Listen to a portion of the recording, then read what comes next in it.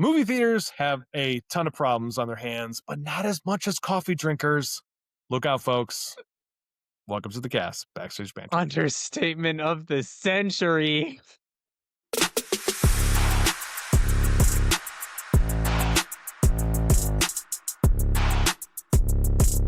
Welcome back to the show. I'm one of your hosts, Jason Saris. And I'm Morgan Elgarden. Whoa, did you just hear my voice crack? Got that Kermit thing going 2 weeks in a row now. First it's the arms, then it's the voice. Next thing you know, you're going to be painting yourself green. It's just a slow transition into a Muppet. What if I showed up next week in a Kermit costume?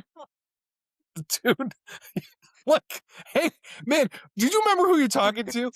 I was the guy who showed up at a bar dressed like Batman for no reason. I am all about costumes.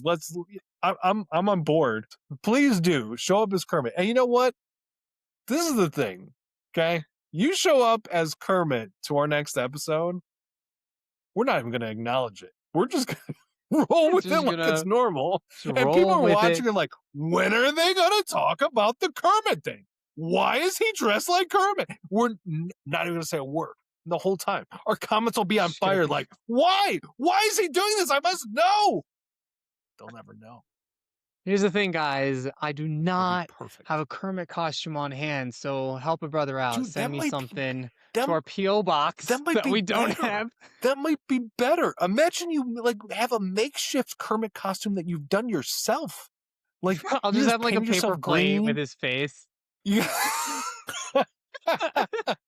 Dude, this could be amazing. It's like not like, first of all, they'd have to figure out your Kermit. They're like, what is he? Like Jack, dude, the Jolly Green Giant? It's like, who is this guy? I think he's supposed to be Kermit the Frog. Poorly drawn Kermit. Dude, this could be a thing. You know, that could be our shtick. That could be like the show where it's one like of us, just me dressed up as Kermit. It's not even both of us. I'll get like a Peter Pan costume to go with the paper maps.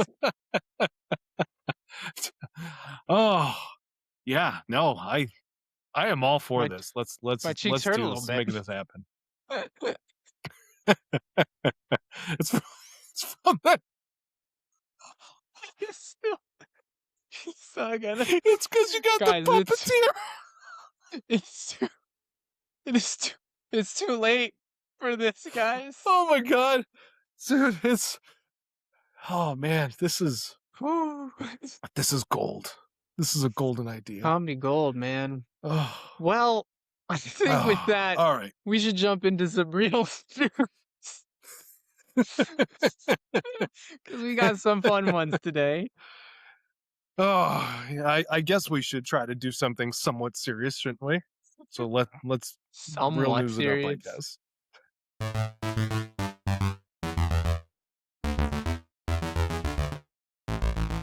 Jason, what does the film industry run on? Is it faux pas to say cocaine?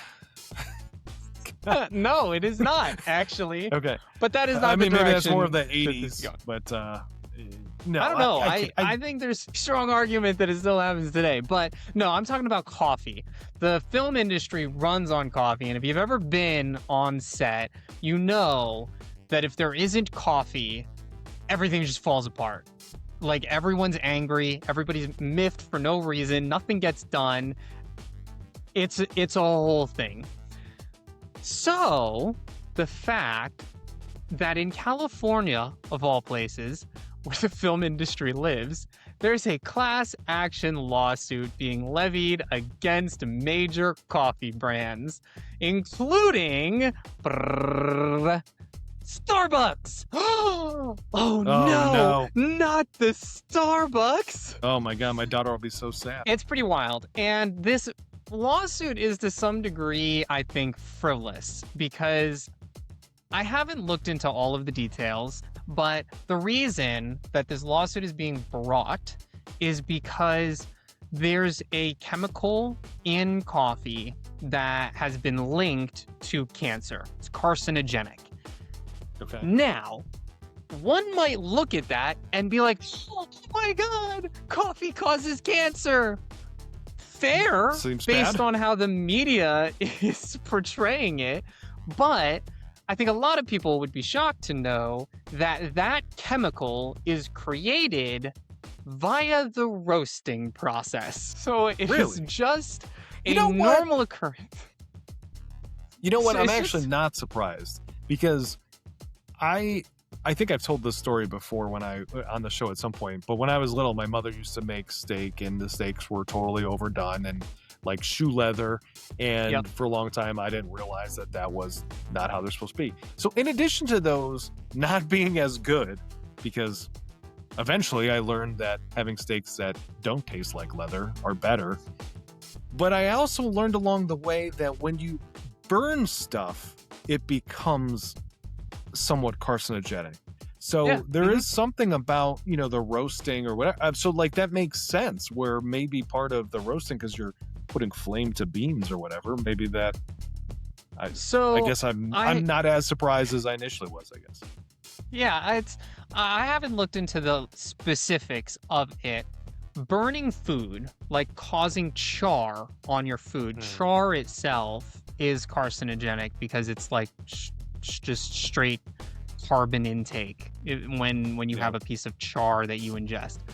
In the roasting process, something happens chemically with the beans that causes this chemical compound to form. I forget what it's called. You can easily Google this if you're so interested. But it's the thing. The You're thing not talking with about it, like a Maillard reaction thing, are you? well, I mean, it's a chemical reaction of some form because when you heat coffee beans, you excite the particles and whatever in the coffee bean, and it creates this other chemical compound. But that's neither here nor there.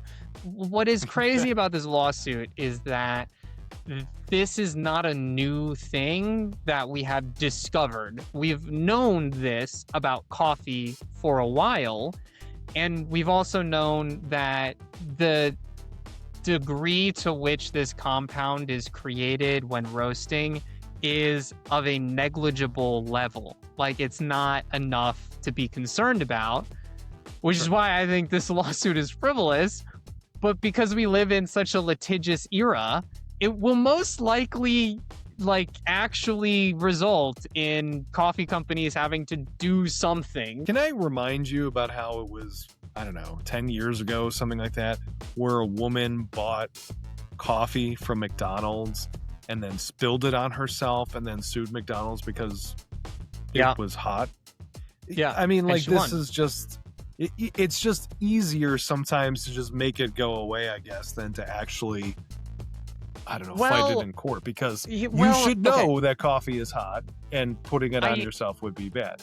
Well, here's the thing, okay? Because I originally was in the same boat. I was like, everybody knows coffee's hot. This was your fault, lady. But I did actually look into that case since we're on the topic of frivolous lawsuits. Okay. That lawsuit wasn't as frivolous as people originally thought because common sense would say, yes, coffee is hot. But the lawsuit wasn't about the coffee just being hot. It was that it was like extraneous. It was outrageously hot. Like when you expect hot coffee, It's you a expect moot something. point, though. I mean, like it could be scalding hot lava. You still know you shouldn't pour it on yourself. I mean, granted, she didn't pour it on herself on purpose, but anytime it's something is hot, even if it's just a little bit hot, I'll tell you what, cold drinks. You order a cold drink from McDonald's, I am going to be careful not to spill it on myself. If I have something that is above the temperature of cold, I'm going to be more careful to not spill it on myself. So, Well- while I can understand, like, maybe it did not have to be as hot, I don't think it would have been a problem if she was more careful with the drink in the first place. I think that everybody agrees on that point. I don't think that's actually the argument, but the thing is the law doesn't exactly work like that because the thing that was called into question was whether or not this was a legitimately safe practice on the part of McDonald's. And it was determined that having any food or beverage above a certain temperature, in this particular case, a temperature that could cause second-degree burns, is irresponsible on the part of the business.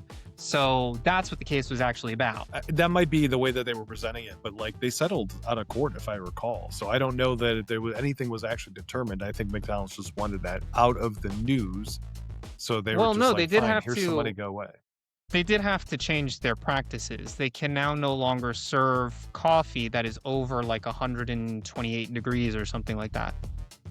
I don't know that they had to. I also know that they added the words like caution hot and that kind of stuff to the cups, but I don't know that that was because they had to. I think that was just to preemptively avoid somebody else doing the same thing. But I don't think like they were mandated to do that, or that it was like a court ruling where they had to do that. I think it was just, hey, we can make this change this way. It makes us less likely to get into trouble. Yeah. Same thing with like Chipotle. I don't know if you know, but there was a guy who would go from restaurant to restaurant and look for something to sue under the American Disabilities Act, because I think he was in a wheelchair maybe, and he would look for something that would that he That's could. wild. I mean, he would just go to a restaurant and he had like multiple lawsuits. He went into Chipotle and ended up suing them because he said that it was the counter height was too high, not providing him with the same experience as other customers because he couldn't Yeah. see all the toppings on the top. And Chipotle was within the rules of the American Disabilities Act, but they too were like, I just don't want to deal with this. So they changed their counter heights in most Yeah. locations after that. Just this way they don't have to bother with somebody else coming through with it. It's just bad Yeah, news, so bad publicity. I think that businesses definitely have to make a determination about what fights they're going to actually fight. And sometimes, especially if it's just one person complaining, it's probably easier to just, you know what, whatever you want, go away. And you see this a lot in customer service when somebody's like, I want to speak with the manager. That's typically the manager's like, okay, what can I do right now that makes this end? But Especially I if they also throw their think fist in the air like that. I also though think that there's a component of we are a very lawsuit happy society, because like I genuinely struggle to understand what motivates a person to just travel the country looking for lawsuits. And I think that that should be taken into account in our legal system. Money. I get it, That's what but makes me do it. Money. I think that the way that you stop frivolous lawsuits is not necessarily limiting how many lawsuits you can bring, but I think it would be a fair question to ask, how many lawsuits have you brought in the last 5 years? Like, I think that that would be a very fair question to ask. I don't disagree. Anyway, let us know what you think about frivolous lawsuits. Moving right along, did you know that physical media is making a comeback? Yeah. No kidding. Yeah, physical media is coming back. Can I buy 8 tracks? I've never purchased an 8 track before. That would So- be fun. Or laser discs. I think that in the near future you might see a lot of old media coming back, because vinyl is hugely on the rise, and vinyl used to be like on its last leg because people were like, this Yeah. is a degrading thing, it's hard to restore, all of these different things. But vinyl is hugely on the climb, which makes me think that VHS will come back. Laserdisc could come back. Laserdisc might be a little bit harder because I think that's even harder to restore than vinyl. Because I remember as a kid, if you scratched a CD-ROM, like kiss that game goodbye or kiss that movie goodbye. That was it. That was it. Game over. That's because you didn't know the trick. Because I learned There was a that trick. when you scratched a CD or a DVD, you had to put toothpaste on it, and you scrubbed it with like a soft cloth. I did know about that. Did you know that, Trey?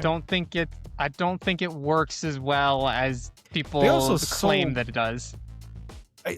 Well, yeah, and honestly, I don't know that it. I mean, like people would use toothpaste, but I don't know that it actually had to be toothpaste. Yeah, I mean, like They I actually think- sold kits. They sold kits that would repair CDs and DVDs and stuff. But ultimately, the whole way that those work is like, there's the engraving underneath that initial layer. That top layer is like a thin clear coat. So when you scratch a disc, you're scratching the clear coat, and then the laser can't refract the correct way. So as long as you can find a way to smooth that out and the laser can then go through it, I mean, those are repairable. I don't think that the issue with CDs and Blu-rays and that sort of stuff is the repairability. I just think that there's better ways to do that. We can get 4K in streaming.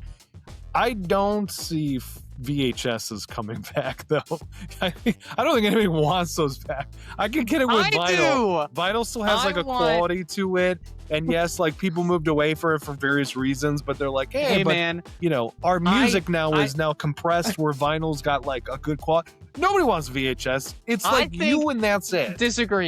Disagree. I think VHS also has a quality in the same vein as vinyl. No, it doesn't. Which is, it's got terrible quality. That fuzz that like shimmies down the screen when you boot up, when you first play it. It has, and there's an audio quality. VHS definitely has a quality. No, vinyl also technically sucks, dude. Why have we spent so much? Why would we have spent so much time remastering everything from the 40s to the 90s if vinyl didn't suck? Well, I think that it's not the.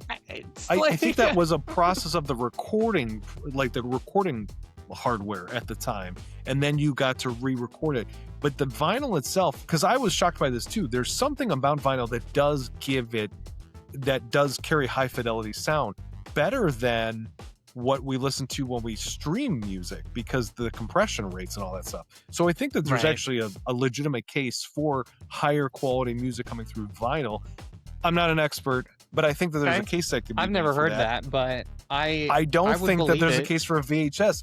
Plus, do you remember when you would use a VHS and it would get stuck in the machine, and then you'd have all that tape all over the place, and you have to fish it all out, and then you'd have to wind it all back up, and it was never right again. Like, it was never right. You would get to that part of the movie, and then you just had to deal with the warping. And what were you doing to your VHS tapes? This sounds like a personal issue. This sounds like a personal issue. I swear to God. That has never happened to you? Not once. And I grew up on VHS tapes from the 90s to the early 2000s. The whole mechanism. If you ever looked inside of a VCR, the whole mechanism was designed to open up the flap of the tape, pull the tape out, and then send it across a reader. So there's a lot of moving parts. The film would go through a lot of other components. One thing slides a little bit out of whack, and the whole, like, the tape would just get eaten inside. This happened. I don't know what to tell you, man. Dozens of tapes. I abused our VHS tapes because I love watching old 90s content. So I abused the crap out of our VHS tapes. And you would, like, legitimately, I would spend weekends just running through VHS movies. I would sometimes watch the same VHS movie multiple times in a row, and not a and you never had it time eaten. Did never that ever happen, dude? Not once. There's no way. No. Did it ever happen to you with tape cassettes, like the audio ones? The small tape cassettes, yeah, that happened to me, but not once did it ever happen with a VHS. You've got to be the only person. Like, seriously, look. I know it's Morgan's thing to say, like, let us know in the comments or put it down below, whatever. But like this time, I legitimately want to know, like, please sound off. Let Morgan know that this is a legitimate problem, because I think it is absolutely unbelievable that he does not believe this was a thing. This is definitely a thing. Genuinely sounds like a you problem. Anyway, I think that the reason that physical media making a comeback is beyond the scope of the quality of it, I think is actually notable. So the primary cause for this rise in physical media is apparently Gen Z. Gen Z apparently prefers physical media. I would argue that everyone prefers physical media. Just ask anyone in the gaming community. Everybody's up in arms about the fact that they want you to have like a game key and not the actual game. But physical media is seeing a rise in rentals by Gen Z specifically. And somebody interviewed, I guess, a collection of Gen Z people. And a quote that I found that I thought was very interesting as far as why Gen Z is doing this, they said, quote, "It feels like an act of rebellion," end quote. And I'm sitting here like, what do you mean? Like, what does that mean? An act of rebellion? I don't know what that means, and I don't know if that's an outlier or Jason's not. trying to piece it together. But I will tell you this. This is what I know about Gen Z. I talked with this guy once, I don't remember how long ago, a couple of years, like a while ago, right before Pepsi came out with their new logo. So if you know how Pepsi's got a new logo now, but it looks like their old logo in a lot of ways. And he was telling me about why they made this decision. Because when I first saw it, I was like, you know, you heard there was going to be a new Pepsi logo, and then you look and you go, oh, I've seen this logo before. Like, this just looks like the one from like the early 90s.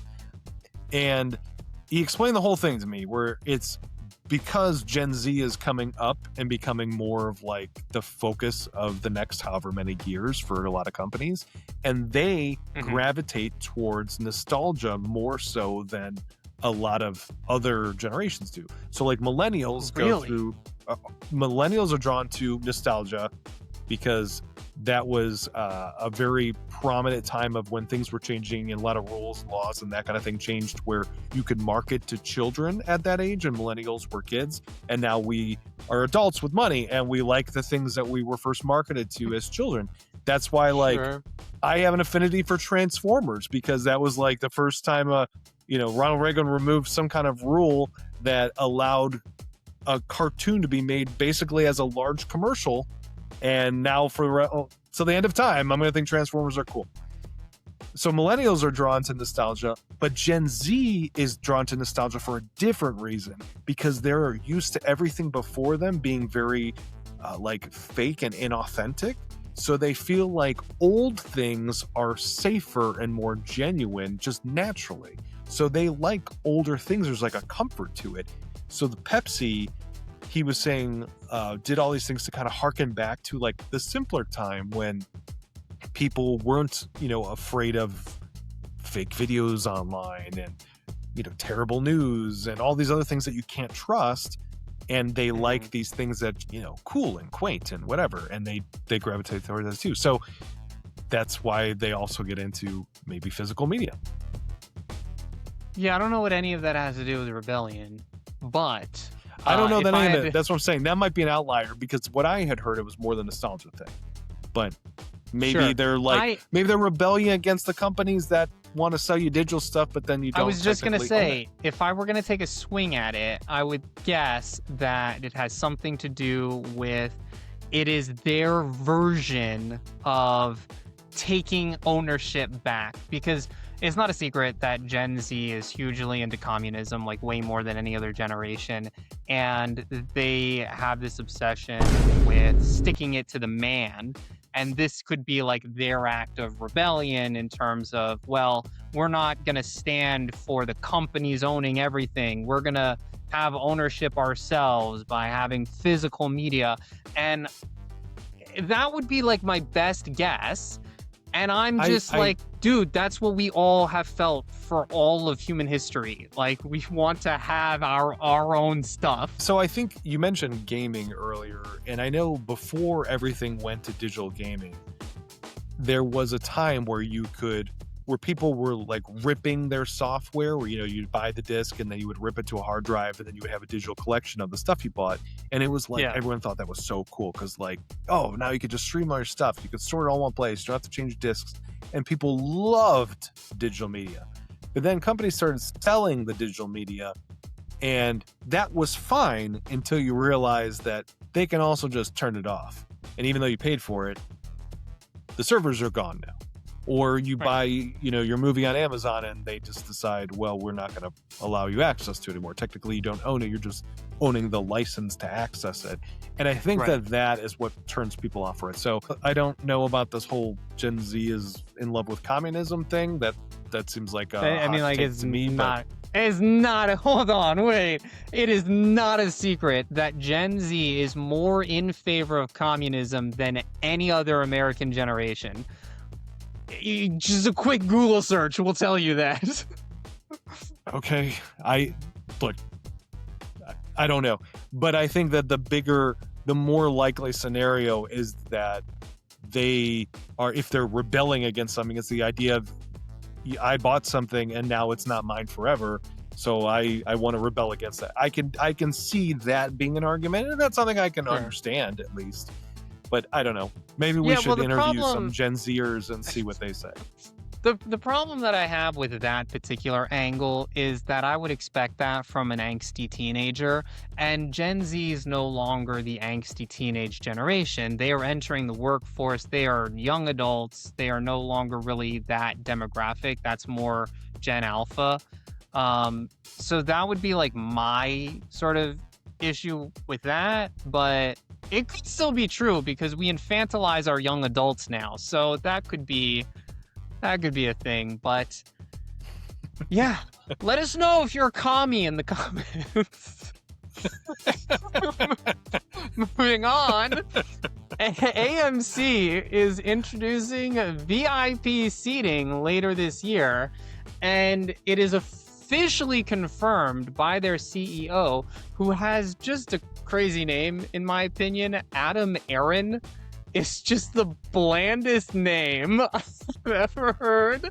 Which, I don't know. When I was looking it up, I was like, who is this guy? How is he a CEO? But this is how, apparently. His name? So, man, like, first of all, this is another wild take. Like, I don't understand why you think it's such a weird name. But two, because his name is an alliteration, he can't be CEO for some reason. Not because it's an alliteration. What kind of weird place do you live in? Because it's such a bland, basic name. It's like John Doe. Adam Aaron. It's like, that guy's important? Okay. He's officially introducing premier seating for 2 of their loyalty programs. And honestly, when I looked this up, I was like, they have more than 2 loyalty programs, but I couldn't find anything on it. The 2 loyalty programs that I could find were the A-list and the Stubs Premier loyalty tiers, which are the 2 that this is for. So if there are other loyalty programs, let me know, because I couldn't find any other ones. But the issue with all of this is that it comes on the heels of AMC closing almost 24 locations last year. So it's like, why are you setting up more barriers to entry for people? Like, why are you making it less like I want to go? Unless I'm an A-lister. This reminds me of like the stuff that Southwest is doing, and I know it's a totally different industry, whatever, but it's like the goal is to try to drive people towards something where in Southwest case, it's like, we want you to be the credit card holder or whatever. And in AMC, I think that they're doing the same thing, but they want you to get to that. They want you to enroll in one of those clubs because there's other benefits for them. They can track your movie habits. It encourages you to buy more snacks. They can market to you different ways. And I think that that's what they're trying to do. And I don't know, that's the right call, but this is what a lot of these companies do. I'm not in favor. I think it sucks to penalize people that are coming and patronizing your store.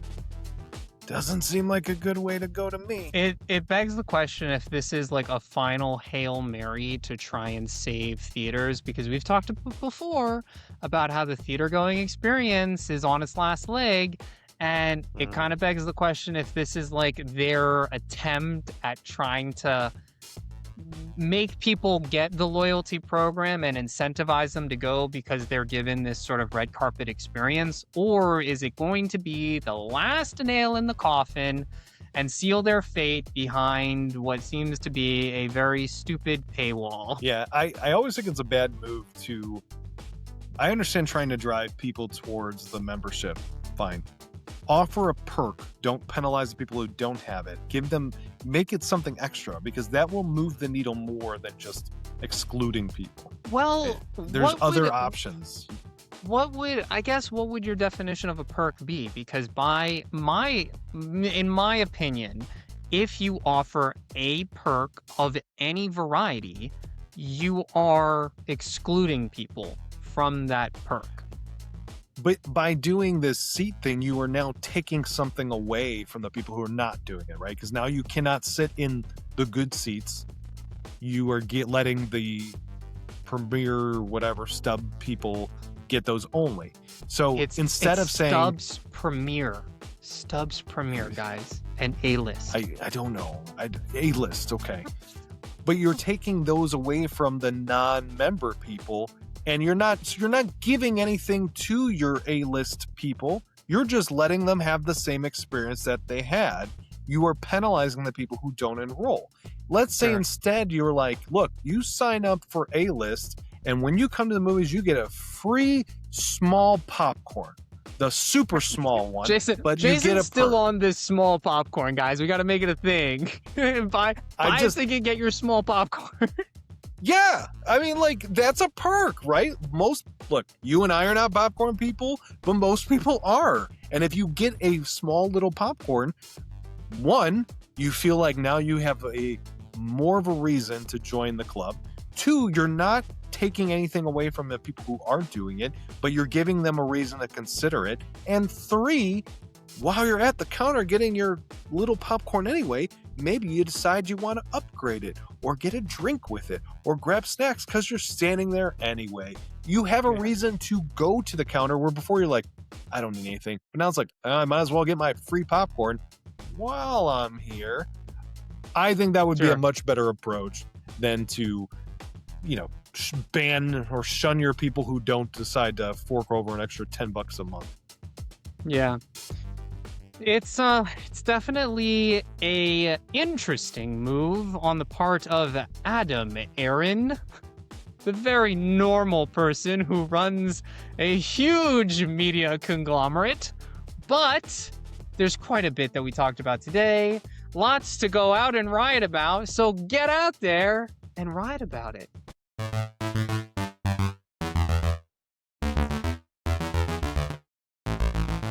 You just won't let me have this popcorn thing, will you?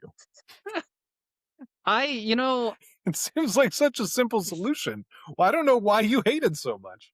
You don't even like popcorn, so the fact that you lobby for it so much is baffling to me. Because I'm removing my personal preference out of the equation. Like I said, most people like popcorn. I just want what I want. I don't care about anybody else. That is, I don't know. That is a weird. I heard about that too, and it is a weird approach for AMC to take. I don't know if you've heard though. I probably have, yes. Alamo... So that is the end of the episode. It keeps. No, but have you heard of the stuff like Alamo Draft House is doing? Okay. I actually have heard about that, and it's similarly wild. First of all, have you ever been to an Alamo Draft House? No, I don't know that there are any near me. I actually never heard about it until this story. Like, I didn't even know it existed. I know not too long ago they were trying to move into Florida, I think in the Orlando area, but I think that this would be the place to do it. Yeah, I think that got pulled back. So they are, for anybody who doesn't know, Alamo Draft House it started in, I think, Houston? Was it Houston, yes, Texas at the beginning? I don't know about Houston specifically, but it's a Texas company. It's a Texas company. It was like a small little theater, and it was set up with this idea of we want to be, a pure form movie theater. And when you went there, they were like, we're all about the movie. We're about the experience. You come here, there are no phones. There's no talking. We're very strict about it because we want to preserve that thing. And people loved it. They loved it because it was like, it was just like good old days where you don't have to worry about some jerk texting during the call, during the movie or calling. And I think they also started the whole, you can get like food and drink while you were watching the movie. Isn't that, wasn't like that their thing too? I don't know that that's why they called the Alamo Draft House. You can get like, I think they did. I think that was the first place you can get like alcohol at the movie theater and like real dinners and like foods and stuff. Maybe not like snacky stuff that's been everywhere, but yeah, either they were the first or they were. I have a real contention about that because I think that they certainly have garnered a reputation for that being their shtick, but the Mhm. claim that they're the first ones to do it, people have been eating at theaters since theaters were a thing. Yeah, I but I'm think not that you talking can have a about. debate about the degree to which it happened, but Yeah, like look, I spent a lot of time in New York City. I went to school there. I worked at a number of theaters there, Broadway theaters there, and you become sort of indoctrinated into the culture and the history of New York City theaters. And then I also went to sure. school and I learned the history of theater. And I just think the claim that Alamo Draft House, which was established in like 1920 whatever, started this trend. There's no way that's true. Just point I don't blank, know. there's no way that's true. Maybe they didn't start it, but they popularized. Why can't I say that word? Popularized. Nope. I give up. You know what I mean. Guys, I'm gonna cut it short of just him trying to say Popularized it. popularize. Hey, there we go. They didn't start it, but they popularized it. And it was like a thing that people would go there for, and they really loved that they got this Sure. experience where it was like, "Hey, no, They no filled a talking, I niche. can get a beer and whatever." It was like a different kind of experience, and it was I don't know, it started to take off in other places. Now, it's not uncommon to go to an AMC or a Cinemark or a Regal or whatever, get some sort of cocktail, you have some kind of hot dog. I mean, it's a little bit more robust than it was a lot of years ago, and that's because of Alamo Sure. Draft House. Recently, actually, I mean, you know about all like the changing hands and purchasing and that kind of stuff, or did you just hear I about the know. texting thing? I just heard about okay, wait. What I heard is that yes, all the stuff about the food is true, but the version of the story that I heard is that Alamo Drafthouse is known for its preservation of the cinematic experience. And Right. how they couple it with the services that they offer. Because I could very easily see offering food and drink being an open door to a very disruptive theater experience. But Alamo Drafthouse built a reputation of keeping that sort of controlled. And they have Right. lots of policies within their company that allow them to maintain decorum in their theaters. And that's what people liked. They liked the environment and the ability to do all of these things, and now they've Yeah. introduced this policy that seemingly undermines the entire empire that they've built. Yeah. So it was like I said before, it was like a small mom and pop shop thing, and that was their goal, was to make it like a very inviting, pure movie going experience. And I believe during the pandemic is when they like really struggled, as a lot of movie theaters did. Yeah, And they ended up filing bankruptcy, which is why I think they didn't end up going to Florida because they had, I mean, it was first like one place in whatever Texas city it was. They moved to like several within that city, other places in Texas. Then they kind of expanded outside the state, but they ended up having to scale back because they were struggling after COVID, but they sold at some point to Sony, and Sony, which I don't even know how that's oh, possible because I thought there was rules about owning the theater and being a production company, but Sony owned them either currently or at some point with a private equity investor or brought a private equity investor in, and they started changing policies because it was about trying to optimize their profit margins. And now a lot of that stuff seems to be interesting. going away. And that's I'm assuming that that's the stuff you've heard about, right? Like the changes that they've been making recently? I no, no, I did not hear about any of that. I heard about the policy changes, but I did not realize that like Sony bought them out and that this is like Mhm. a huge corporate thing. I thought it was still very much like that mom and pop idea, but I guess not. Which I guess kind of explains why they're making very poor Yeah. policy decisions. So the guy who's running it now was brought in from some kind of tech company. Aaron And as soon Adams. as he came in, Sure. That guy's just he's just not only the he's not only the lead of one movie theater chain, he's the lead Oh, of you every didn't catch movie it. theater You chain. didn't catch it. The CEO of AMC is Adam Aaron, not Aaron Oh, Adams. what did you say? Aaron? Oh, you switched it. I didn't even catch it. Oh, you witty Jesus. All right. Um I totally missed that. But yeah, as soon as he came in, people were like, "What's this guy gonna do?" Because people were excited when Sony bought him because they were struggling, and they're like, "Oh, it's Sony. It's a movie place." And then they brought in this Sure. private equity company, which got this guy to run the thing, and everyone was a little bit cautious of him, which I totally get because like this was a place where I guess you would go and you would sit down before the movie started. You would have a server that came, you would have like a paper menu, you would order your food, they would bring it out, and you would still have and to your point about like their protocols and that sort of thing, you would be able to enjoy the movie without having to worry about people being disruptive. And as soon as this guy with a tech background came in, people were like, "Oh, I wonder if he's going to be okay with all this other stuff." And apparently he was not, because he Shocker. has I'm changed a shocked. lot of that Look at stuff the now. shocked look Yeah. on my face. Yeah, so you heard about the texting thing, right?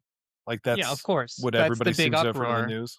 That's the big Yeah. uproar. So what do you think about this migration to texting menu play? I think it's gonna put Alamo Drafthouse out of business if they insist upon it because I have and maybe my corner of the internet is very echo chambery, but I have come across a lot of people who were trying to give Alamo Drafthouse the benefit of the doubt because of their long-standing reputation and because of the experiences that they have had. So they approached it from this mindset of, well, I'll try it and hopefully it works out for the best. I'm going to go in with a positive attitude. And they all leave with the same story, which is I cannot believe how much the experience changed, and I will not be patronizing that establishment anymore. And if they don't correct course, it will put them out of business because this is Yeah. I mean, like we have been we've been trained. We have been trained since the early 2000s to turn off your phone and to silence all devices. And now they're like doing a full 180 and they're like, actually, you know what? Be on your phone, have it out, use it to order services. I feel Yeah, like so to bring our audience into what we're talking about, the change was they took away the paper menus beforehand. You are now supposed to there's an app that you download on your phone to place your orders, and you can order at any time during the movie. So, at they were any known for time, having at any at any time. time, yeah. And they were known for having like these pre-movie trailer type things where you would have like a celebrity and they'd be like, "No talking, no texting, keep the experience pure," and all that, right? And obviously, now that shift in complete contradiction to that, where now they're encouraging people to pull out their phone and to use it during the movie. And the kicker, which I think is like salt in the wound, is Are that you they gonna still say tell and you, I don't I love know. this part. I don't I know, love do it. If this is what I think it is, I love this part. It's that they they ask people to report phone usage on their phone. Like they're asking people to so like if somebody is texting during the movie, you're supposed to pull out your phone and text them to come tell the person to stop. But like first of all, I mean it's maddening because just doing what you're asking people not to do is very hypocritical. But also I like what? Like it just none of it makes any sense. Jason's brain is like, I cannot My handle. Do I you can't. I mean, do you know what my new favorite part of this whole saga is though? That is all very wild. And I hope that they correct course, but this new part of the saga, I think, is so they've started playing during the, I think, trailers or previews before the movie, a message. So, like, you would have movie trailer before your movie, or you would have that AMC thing of like turn off your phones, enjoy the experience, be Yeah. present while watching the movie. Now, Alamo Draft House has a thing where they will like lay out all of the policies of like how to use your phone. And then at the end, it says, and yes, we appreciate the irony that we were asking you to use your phone during a movie theater experience, but don't be a jerk. Like that's not word for word what it is, but that's like Yeah. we understand the irony. And I'm like, I'm sitting here like, do you though? Like, do you? Look, and I don't know.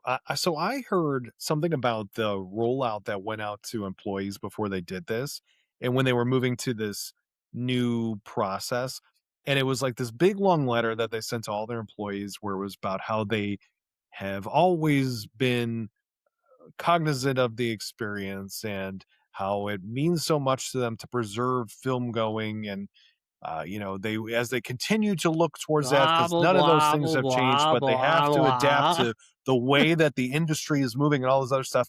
And the first thing that people are like thinking is, well, what happens to all the human jobs that do these things? Because right now you have servers that bring the food out, take the orders. You're not going to need those people to do that if you're doing it all on your phone. And it's like, no, we'll repurpose those jobs. But then a bunch of people lost their jobs right immediately afterwards. So like none of that Yeah, was true. But ultimately, here's the thing, and this is a wild take, maybe. hit me. I actually don't think that the app is the problem. So as I We are started gonna to get into learn it. more about the app, What? hold on. So as I started to learn about the app, I learned that it's like a specially designed dark mode app. Yeah, I heard about And I that didn't too. know that, but I It's was like, still okay, BS. that's better. No, And I it's not. understand that you're going to try to move towards like a digital model of some sort. Okay. What I think is the big problem here, because look, if my local Cinemark rolled out. Actually, I think I can order on the Cinemark app. I can order food from my seat sometimes, depending on the movie. And nobody has been up in arms about that. I don't think I that didn't. having an app is the problem. I think the problem is that it's in stark contrast to the whole personality and point that Alamo Drafthouse has Yeah, built I itself on. So people feel yeah. betrayed because it's a total opposite. So like I don't think it's the action. I think it is just totally not understanding all of the goodwill that you've built with your loyal customer base. And to your point, I think it's going to put them out of business for sure. I think it's both. And now I didn't know that about Cinemark. I know that you can order concessions on your app, which I guess there is nothing prohibiting you from doing that in the middle of a movie. It's just that we built this culture of like don't do that. But this is distinctly different because it is specifically telling you, yeah, order during the movie.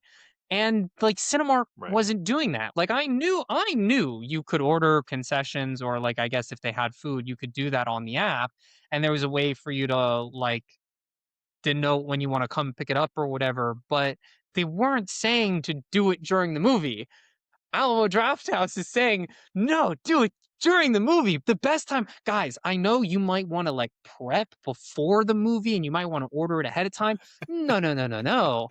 The best time to do it is when you are comfortable in the theater and the movie has started. Like that is the best time to do it. Like it's just Well, insanity. It's but insanity. look, it's not.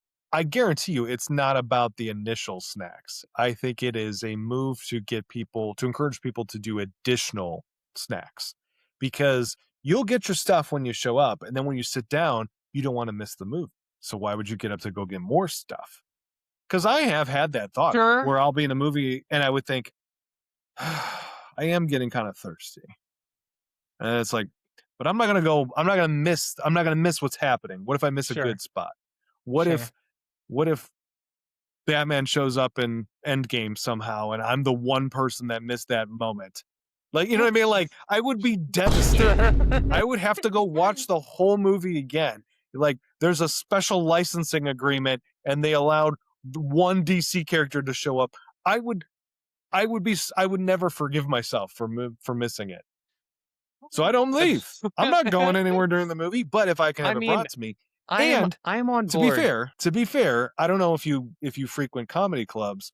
When I go to a No. comedy club, it's a similar situation where you're sitting at tables, you order your food ahead of time, and you're watching a comedian. Another situation where you don't want to be pulling out your phone and messing with stuff.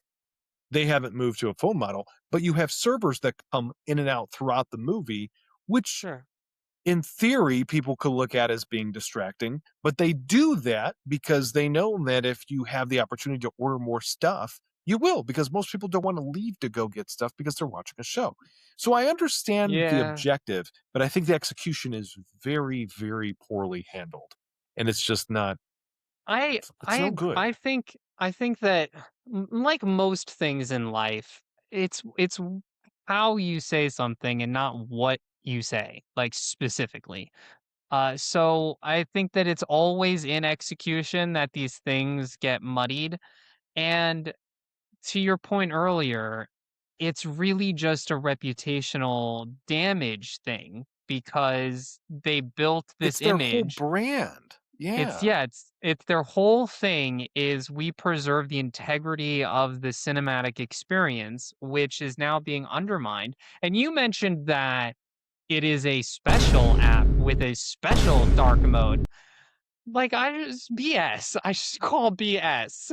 I'm just saying that tells you that somebody at least thought about what they were doing at the time. When they were building that, they're like, I don't think they did. "Hey," I don't think they they did. clearly did because they at least had to Well, think of like making it a dark mode app, like exclusively a dark mode, was at least somebody going, yeah, I feel like a well, this is going to 9-year-old be would have come up with disruptive. that. Still, there was still the opportunity that they didn't, right? They still did that. I mean, it's the bare Sure, I minimum. suppose. It's There's the also bare the minimum, but they opportunity did that they that. didn't do But this at that all. Like, I know, but but I'm saying like that's them acknowledging that they knew that this was going to be disruptive. So whatever they say afterward doesn't mean anything because like you made it dark modes. You clearly knew that there was going to be some kind of problem with this and you did it anyway. right. Right. That I can agree with, but I mean the whole idea that they thought this out, like clearly not, because that's literally the mission statement of Alamo Drafthouse is the Yeah. integrity of the cinematic experience. So introducing it at all is so you just didn't consider the ethos of the company, like period. That was not not a thought that you had, not something that you cared about. Did I No, that I wonder? agree. They didn't think of that at all. I mean, they just I thought, no, wonder people will love this. I do wonder if they focus grouped it ahead of time. Like that's my No. general like I just because if they had, I feel like they would have very quickly discovered that nobody wants this. We don't even really want it No, at I can't Cinemark imagine or that. AMC. We just sort of accept it because like we live in a degrading society. So I guess we're just okay with things now. But like nobody wants these things. This is absolutely a guy who came in to say, how can we increase our profit margins? And he looked and said, well, what's our biggest cost here? The movies. Can't get rid of those. What's our next biggest cost? The people. How do we minimize our people cost? Well, we would have to get rid of the servers. Cool. How do we do that? I don't know. You could put it on an app. Do it.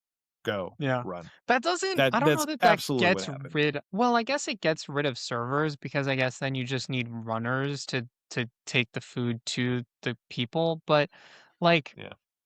I mean, like, I guess it alleviates workforce, but I don't know. I I am not necessarily opposed to automation because I think that it does solve a lot of issues and we wouldn't be where we are in society today without automation. But I think that locale is an important consideration. Like, I don't have a problem with you automating stuff on an oil rig, but automating stuff in a theater where it's the whole idea is that you come to experience the human range of emotions, like, it just doesn't seem like a good There are move. certain things yes, there are certain things that I don't think it works for. So, for example, have you ever been to medieval times? I have not, but I've heard quite a bit about it, and I would love to Okay. go. So I've taken my kids to a couple of them in different places. It's a dinner show, right? Where you have Right. actors and they're riding horses and they're doing stunts and tricks and whatever, and you eat as that happens. And it's like a show and it's fun.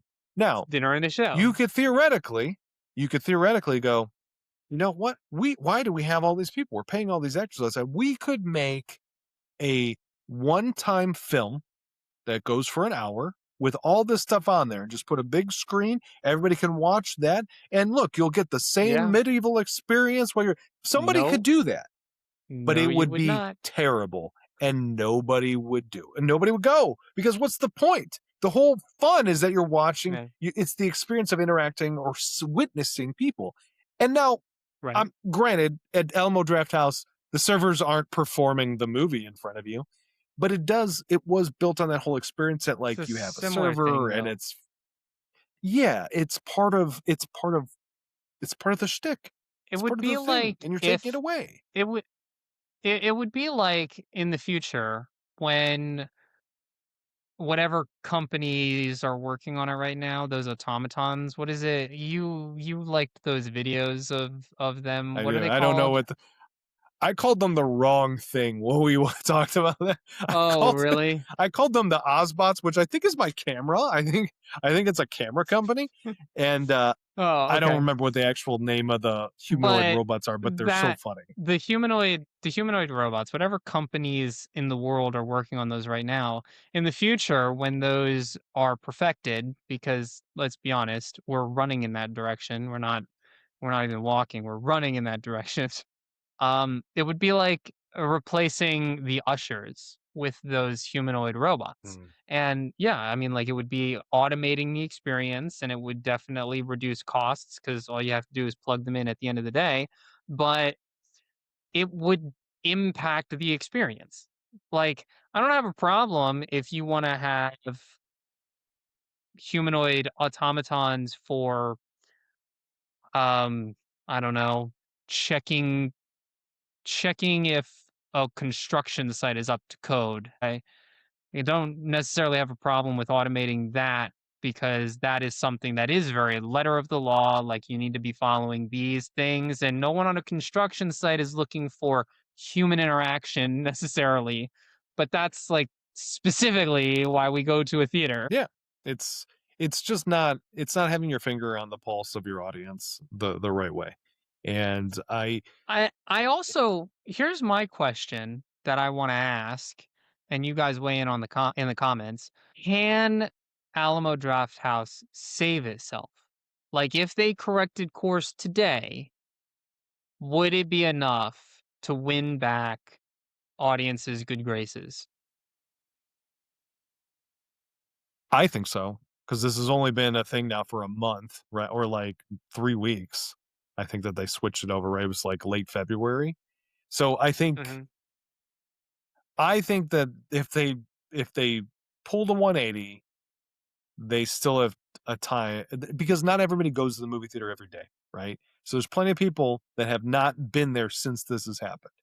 And they've probably heard bad things. It's probably not encouraging them to go, but they still might go and check it out. And you still have time to fix the experience before those people come back and you don't. Because to your point, a lot of people are just fed up. I have seen all kinds of Yeah. shorts and reviews and that sort of thing where it's like, I'm done. I'm not going back there. This is not what I go to this for. And there's other options. Like you took away the one thing that people went to Draft Alamo House for. Alamo Draft House. Why is everything coming out of my mouth today backwards? Have you noticed that? I, I like I'm saying everything I backward. don't know about that, We're going Jason. downhill quick. I think you've This lost. is I think you've lost us. I don't think I had it to begin with. I this is not my night. My brain is not functioning correctly. I think we have established that. I think we're getting to the end of what Jason can process, but let us know what you think of the Alamo Draft House changes and if you think they can save themselves, All right. because Well, I I don't. think with with that, I think that's a wrap. on this week's episode of the Yes, cast indeed. Backstage Banter. And until next time, keep the reel rolling, and we will catch you in the next scene. I see. And Two for that's a two. cut. Two for two.